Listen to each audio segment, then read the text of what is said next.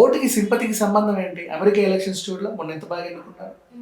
Vote is nothing but you are ఒక లీడర్ని ఎన్నుకుంటున్నావు నువ్వు.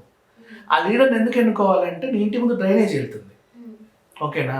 అది వెళ్ళకూడదు అంటే అప్పట్లో మీ సార్ ఉన్నప్పుడు రాలా, ఇప్పుడు వచ్చింది, మళ్ళీ ఇంకొకడు ఎవరో వస్తే ఆయన ఏదో చేస్తాడు.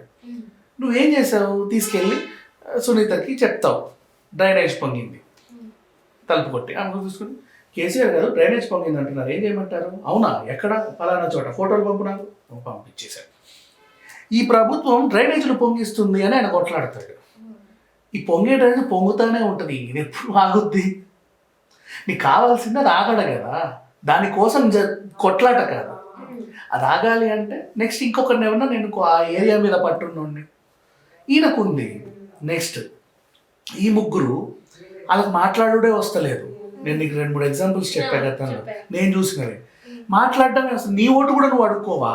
నీ ఓటు కూడా నీమెకి ఓటు వేయండి అని ఇంకొకరు వచ్చి చెప్పాలా? నీ ఓటు కూడా నువ్వు అడుక్కోవా? ఇప్పుడు బయటికి ఎందుకు వచ్చావు?